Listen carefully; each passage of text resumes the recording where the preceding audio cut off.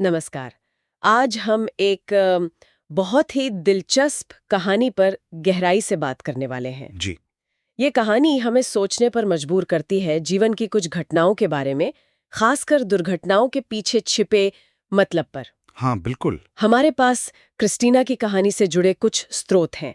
एक महिला जो एक बम विस्फोट का शिकार हुई थी। जी, काफ़ी दुखद घटना। हाँ, और ये स्रोत उनके अनुभव, उनके ठीक होने के सफर और कुछ आध्यात्मिक अंतर्दृष्टि का ब्यौरा देते हैं। ये वो बातें हैं जो उन्हें कैसेंड्रा और स्टेसी वेल्स जैसे माध्यमों से मिली, है ना? बिल्कुल, और इसमें जन्म पूर्व योजना की चर्चा भी है।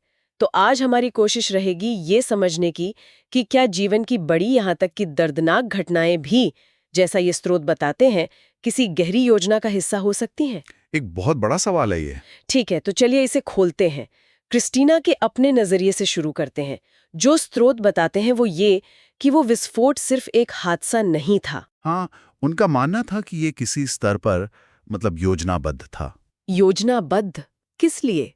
उनके अपने उपचार के लिए और दूसरों के उपचार में मदद करने के लिए भी। अच्छा, और इस पूरी कहानी में एक शब्द बार बार आता है, क्षमा। हाँ, क्षमा। उनके लिए ये जानना कि शायद ये घटना जन्म से पहले तय थी, एक तरह की सेवा थी। इसलिए माफ करना आसान बना दिया। और दिलचस्प बात यह है कि इस घटना के बाद ही क्रिस्टीना औपचारिक तौर पर एक हीलर बनती हैं। अच्छा। हाँ, उनके एक परिचित स्पीच पैथोलॉजी के क्षेत्र में थे। उनके जरिए जब उन्होंने न्यूरोलॉजिकल दिक्कतों वाले मरीजों के साथ काम किया तो उन्हें लगा कि वो एक खास स्थिति में हैं, लोगों को उम्मीद देने के लिए। मतलब उनका खुद का अनुभव उन्हें एक अनोखी समझ देता था। बिल्कुल, दूसरों की पीड़ा समझना, उन्हें हौसला देना, ये ताकत उन्हें अपने अनुभव से मिली। उनका एक कहना बहुत असरदार है। स्रोत में लिखा है, अगर कोई मेरे जैसे रास्ते से गुजरकर दूसरी तरफ पहुंच सकता है और फिर से प्रोडक्टिव बन सकता है तो कोई भी कर सकता है। वाह, ये काफी प्रेरणादायक है। हाँ, वो ये भी बताती हैं कि चोट के बाद अक्सर लोग ज्यादा जागरूक हो जाते हैं, अपने जीवन के मकसद को समझने लगते हैं। इसे एक आध्यात्मिक यात्रा की तरह देखने लगते हैं। हाँ, बिल्कुल। और कुछ तो यहाँ तक कहते हैं कि वो इसे फिर से चुनेंगे। अच्छा, हाँ, ये तो मानना मुश्किल है थोड़ा। है ना? पर जाहिर है इस पूरी प्रक्रिया में धीरज और सहनशीलता सीखना भी शामिल है। हाँ, वो तो है ही। और अगर हम इसे थोड़ी बड़ी तस्वीर में देखें, जैसा स्रोत सुझाते हैं, तो कई बार होने वाली छोटी-छोटी दुर्घटनाएं, जैसे बार-बार कार का पीछे से ठुक जाना, ये शायद इस बात का संकेत होती हैं कि आत्मा हमें कुछ सिखाना चाह रही है। अच्छा, मतलब जैसे कोई संदेश? हाँ, एक तरह को संदेश। और अगर हम पहला संदेश नहीं समझते, तो शायद आगे और मौके आते हैं। तो ये सीधे तौर पर उस विचार से जुड़ता है, जन्म से पहले कुछ खास सबक सीखने की योजना बनाने के विचार से। बिल्कुल, जिसे स्रोत जन्म पूर्व योजना कहते हैं। हाँ, और श्रोता कुछ खास सबकों का जिक्र भी करते हैं इसमें। जैसे खुद से प्यार करना सीखना। मान लीजिए कोई बहुत तेज रफ्तार जिंदगी जी रहा है, खुद पर ध्यान नहीं दे रहा, तो शायद चोट लगने के बाद उसे धीमा होना पड़ता है, खुद से जुड़ना पड़ता है। सही कहा। और कुछ सबक शायद दूसरों के लिए होते हैं। हाँ, बिल्कुल।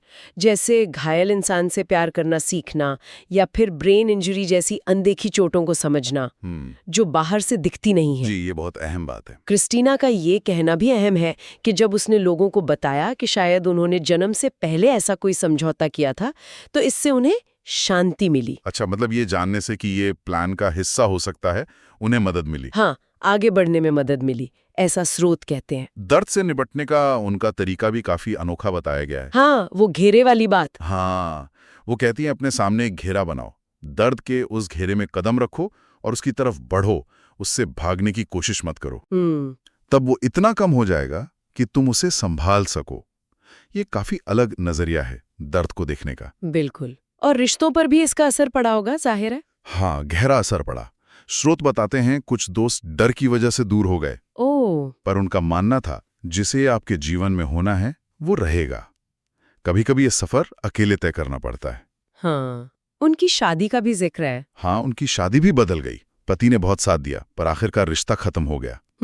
और हाँ, सबसे बड़ी बात, बॉम्बर को माफ करना। हाँ, ये वाकई सोचने पे मजबूर करता है कि क्षमा असल में है क्या, इसके मायने क्या हैं। क्षमा पर उनकी सलाह सीधी और गहरी है। जैसा स्रोत बताते हैं, उस इंसान को आशीर्वाद दो, प्रार्थना करो कि उसे माफी मिले, उसे आजाद करो। आजाद करो, क्योंकि वो सिर्फ तुम्हारी ऊर्जा लेते हैं जिसे तुम दुनिया में कुछ अच्छा करने में लगा सकते हो। ये बहुत शक्तिशाली विचार है। ऊर्जा को सही जगह लगाना। हाँ, और उनका आभार मतलब ग्रैटिट्यूड तक पहुंचने का सफर भी कई परतों में हुआ। अच्छा, कैसे? पहले बस जिंदा रहने का आभार, फिर दर्द कम होने का, फिर बिना दर्द के जो पल आते थे उनका आभार, धीरे धीरे, परत दर परत। हाँ, और आखिरकार अंधेरे की जगह रोशनी चुनना और बॉम्बर के बारे में उनका नजरिया। यहाँ बात वाकई दिलचस्प हो जाती है। क्या कहा उन्होंने बॉम्बर के बारे में? स्रोत बताते हैं, वो कहती हैं उसे ये करने के लिए चुना गया था। ये अच्छाई का एक बहुत ऊंचा प्रकाश बिंदु था। चुना गया था? अच्छाई का प्रकाश बिंदु? ये समझना तो बहुत ही मुश्किल है ना? ये विचार ही अपने आप में चौंकाने वाला है। और यहीं से कहानी एक और मोड़ लेती है। कहाँ? हम आध्यात्मिक माध्यम स्टेसी वेल्स के साथ हुए सत्रों की ओर बढ़ते हैं। अच्छा, स्टेसी वेल्स? स्रोत के अनुसार स्टेसी को क्रिस्टीना का नाम, जन्मदिन या बॉम्बारी की जानकारी पहले से नहीं थी जी, लेकिन उसे ये सब बातें सत्र के दौरान पता चली। और स्टेसी का पहला संदेश था, वो कर्म का साल था। वो दुर्घटना कोई दुर्घटना नहीं थी, वो योजनाबद्ध थी। फिर से वही बात, योजनाबद्ध। तो यहीं से स्रोत हमें जन्म पूर्व योजनाओं की दुनिया में ले जाते हैं। तो ये जन्म पूर्व योजना, ये विचार ही काफी गहरा है। स्टेसी ने असल में देखा क्या? स्टेसी वर्णन करती है कि उसने क्रिस्टीना को जन्म से पहले की अवस्था में देखा, अपने आत्मा समूह के साथ। आत्मा समूह मतलब? आत्मा समूह यानी स्रोत के अनुसार वो आत्माएं जिनके साथ हम कई जन्मों तक यात्रा करते हैं, सीखते हैं, एक दूसरे का विकास करते हैं। अच्छा, तो क्रिस्टीना अपने आत्मा समूह के साथ थी। हाँ, और वो हाथीदांत रंग के गाउन में थी और उनमें दुनिया को ठीक करने की एक बहुत तीव्र इच्छा दिख रही थी। दुनिया को ठीक करने की इच्छा? स्टेसी ने इसे क्रिस्टीना के एक पिछले जन्म से भी जोड़ा, धर्मयुद्ध के समय का। ओह, क्या था उस जन्म में? वो एक छोटी लेकिन बहुत मुखर महिला थी जो चुपचाप उन लोगों की मदद करती थी जिन्हें सैनिक नजरअंदाज कर देते थे। उन्हें खाना खिलाना, पनाह देना, यहाँ तक कि कैदियों की मदद करना। तो सेवा और सशक्तिकरण, ये थीम बार बार आ रही है। बिल्कुल। यही धागा इस जीवन में भी जारी था, ऐसा स्टेसी ने बताया। तो ये सेवा की इच्छा और मन शरीर के कनेक्शन को समझना, ये उसके जन्म पूर्व इरादे थे। हाँ, बिल्कुल। स्रोत बताते हैं कि उसने अपने गाइड मतलब आध्यात्मिक मार्गदर्शक और आत्मा समूह के साथ मन और शरीर के विकारों पर चर्चा की थी। उसका मकसद था लोगों को अपने मन का बेहतर इस्तेमाल करके सशक्त बनाना। और फिर बात आई खुद उस घटना की, उस बम विस्फोट की। हाँ। क्रिस्टीना के जन्म पूर्व शब्द थे, जैसा स्टेसी ने सुनाया, ये मेरे जीवन में एक नई शुरुआत का संकेत देगा। नई शुरुआत? हाँ, एक तरह का मानसिक अवचेतन रिमाइंडर, ताकि मैं उस रास्ते पर वापस जा सकूं जिस पर मैं चलना चाहती हूं। मुझे रास्ते में सुधार करने के लिए, मतलब एक कोर्स करेक्शन के लिए ऐसी किसी चीज की जरूरत है। एक कोर्स करेक्शन के लिए इतनी बड़ी और इतनी दर्दनाक घटना, ये समझना बहुत मुश्किल है। हाँ, बिल्कुल मुश्किल है। स्टेसी की व्याख्या ये थी कि विस्फोट ने मानो एक दीवार में छेद कर दिया। दीवार में छेद? हाँ, जिससे क्रिस्टीना जीवन के अगले चरण में दाखिल हो सकी। जरूरत इसलिए थी क्योंकि शायद वो पारिवारिक जिम्मेदारियों के रास्ते पर ही चलती रहती, अपने असल मकसद से भटक जाती। अच्छा। और हैरान करने वाली बात ये थी कि आत्मा स्तर पर जन्म से पहले क्रिस्टीना इस योजना को लेकर उत्साहित और खुशमिजाज थी। उत्साहित? जबकि उसके आत्मा समूह के कुछ सदस्य सदमे में थे। हाँ, बिल्कुल। ये विरोधाभास स्टेसी ने महसूस किया। और फिर बॉम्बर की आत्मा का जिक्र आता है। स्रोत इस बारे में क्या कहते हैं? ये सबसे उलझा हुआ हिस्सा लगता है। हाँ, ये है। स्टेसी के अनुसार आत्मा स्तर पर बॉम्बर एक शांत व्यक्ति था। उसे खुद को शब्दों में बयां करने में दिक्कत होती थी। लोगों के बीच असहज महसूस करता था। लेकिन दयालु भी था। हाँ, अजीब तरह से दयालु। उसके एक पिछले जन्म में सिजोफ्रेनिया का भी जिक्र है। ओह। और क्रिस्टीना और बॉम्बर की आत्मा के बीच जो जन्म पूर्व बातचीत हुई, वो काफी हिचकिचाहट भरी थी। क्या बात हुई? बॉम्बर कह रहा था, मैं कभी किसी को मारना या घायल करना नहीं चाहता, बस अपनी बात कहना चाहता हूँ कि लोग मुझे सुने, स्पष्ट रूप से सुना जाना चाहता हूँ। अपनी बात सुनाना चाहता था। और क्रिस्टीना ने इस पर क्या कहा? क्रिस्टीना ने जवाब दिया बहुत करुणा के साथ, हम तुम्हें सुनते हैं, हम तुम्हें देखते हैं, मैं तुम्हारी इसमें मदद करूंगी। मदद करूंगी? हाँ, मैं तुम्हारे मकसद को पूरा करने में मदद करूंगी और तुम्हारी सेवा करके मैं अपनी भी सेवा करूंगी। वाह, ये तो अद्भुत है। और वो आगे कहती है, ये ठीक है, मैं ये करना चाहती हूँ। कभी कभी नकारात्मकता ही समग्रता मतलब होलनेस तक पहुंचने का रास्ता होती है। नकारात्मकता समग्रता का रास्ता। हाँ।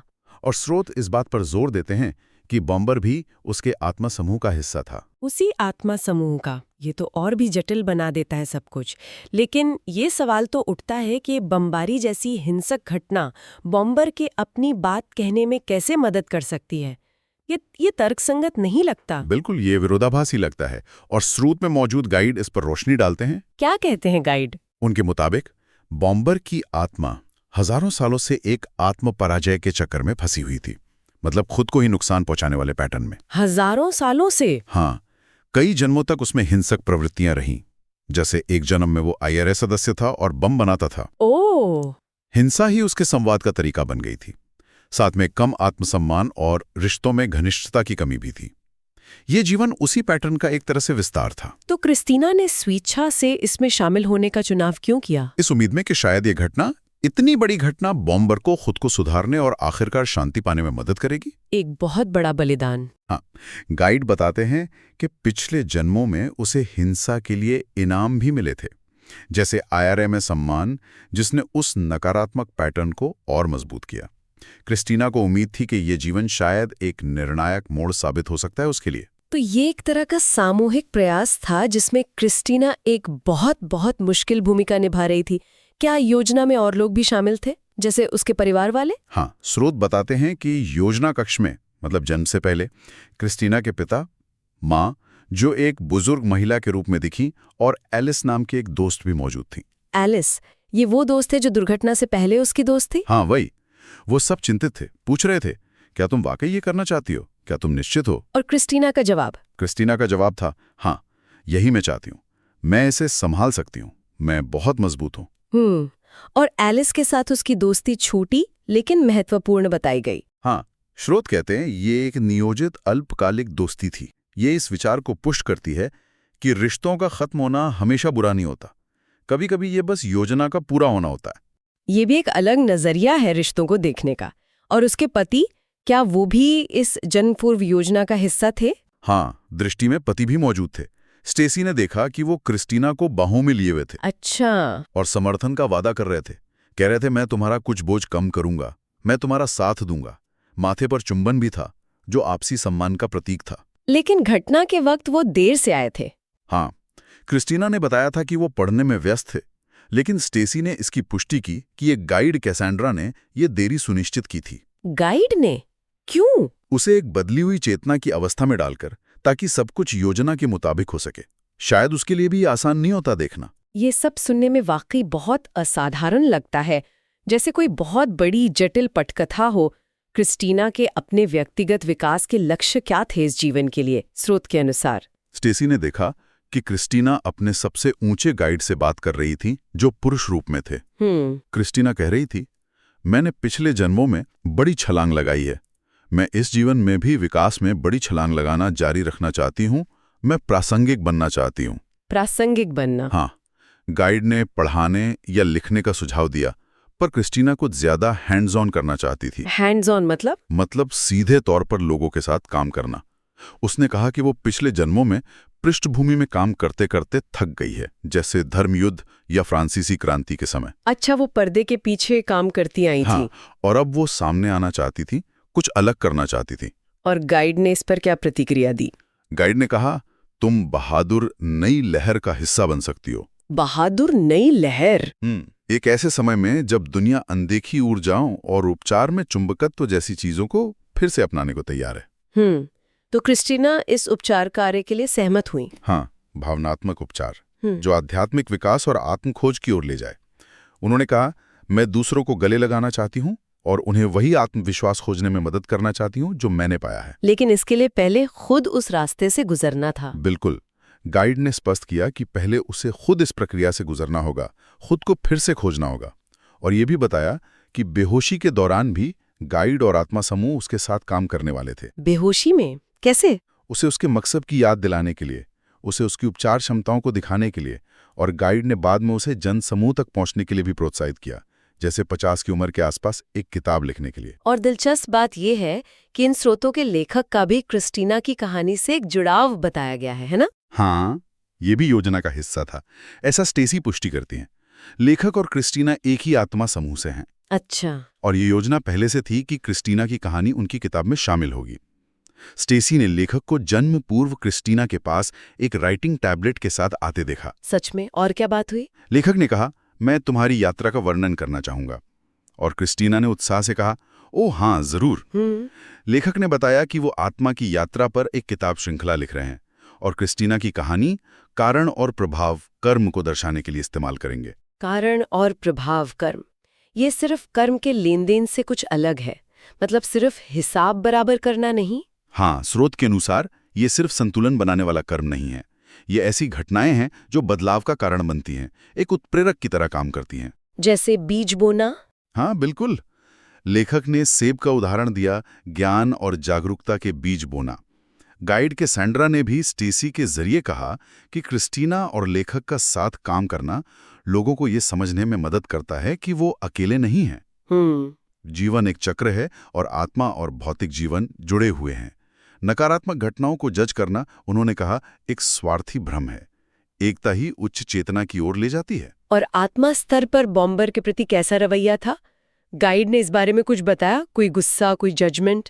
गाइड के अनुसार बिल्कुल नहीं। आत्मा तल पर बॉम्बर के लिए सिर्फ प्यार और उसके विकास में मदद करने की इच्छा थी। कोई निर्णय नहीं, सिर्फ प्यार और सहायता। हाँ, और गाइड ने कारण और प्रभाव कर्म पर फिर से जोर दिया। ये दुर्घटनाएं उनके मुताबिक अक्सर पूर्व नियोजित बदलाव होती हैं, क्योंकि हम जन्म के समय योजना भूल जाते हैं। हाँ। ये घटनाएं हमें याद दिलाने का काम करती हैं, भले ही अवचेतन स्तर पर।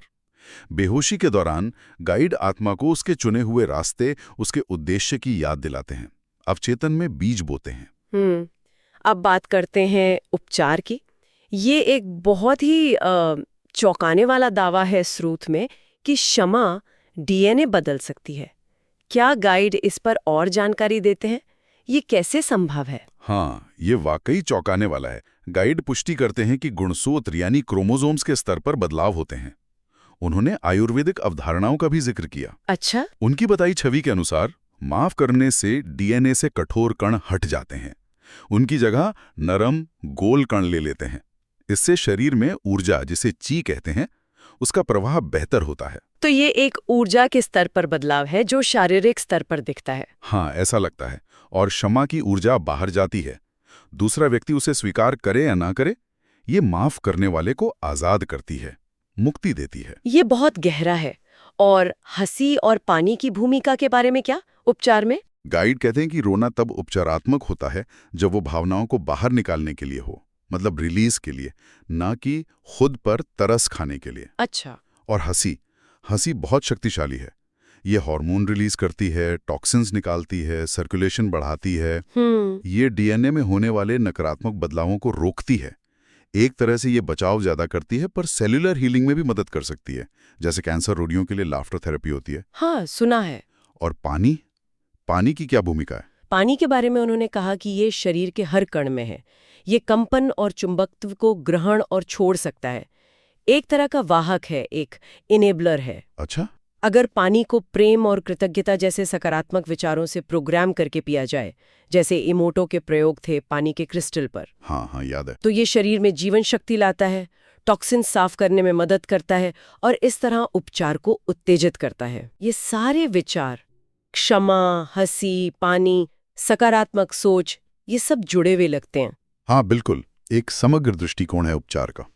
तो इस सब का क्या मतलब है? ये पूरी कहानी, ये सारे स्रोत, ये हमें कहाँ छोड़ते हैं? देखिए, मुख्य बात जो ये स्रोत हमारे सामने रखते हैं वो ये है कि क्रिस्टीना के विस्फोट जैसी भयानक, दर्दनाक घटनाएं भी, अगर हम उन्हें जन्म पूर्व योजना, आत्मा के विकास और सेवा के नजरिए से देखें तो उनका एक गहरा अर्थ हो सकता है। मतलब सतह के नीचे और भी बहुत कुछ है। हाँ, क्रिस्टीना का वो जन्म पूर्व कथन याद है, मैं केवल प्रकाश देखूंगी। हाँ, शायद दूसरों में प्रकाश दिखने की क्षमता हमारे अपने अंदर के प्रकाश को ही दर्शाती है। और अंत में एक विचार जिस पे शायद श्रोता मनन कर सकते हैं। बिल्कुल। एक विचार ये है कि ये स्रोत न केवल ये बताते हैं कि क्षमा शायद शारीरिक स्तर, डीएनए तक उपचार कर सकती है, बल्कि ये भी सुझाते हैं कि जो लोग हमें नुकसान पहुंचाते हुए दिखते हैं, वे भी ऐसी आत्माएं हो सकती हैं जो एक बड़ी सामूहिक योजना के तहत हम सबके सीखने और विकास के लिए एक बहुत मुश्किल पूर्व सहमत भूमिका निभा रही हों। एक पूर्व सहमत भूमिका? हाँ, तो सवाल ये उठता है कि क्या इस नजरिए से देखने पर जीवन की अपनी चुनौतियों और अपने रिश्तों को संभालने का हमारा तरीका बदल सकता है? क्या हम घटनाओं और लोगों को अलग तरह से देख सकते हैं? ये वाकई सोचने वाली बात है। बहुत गहरा विचार है।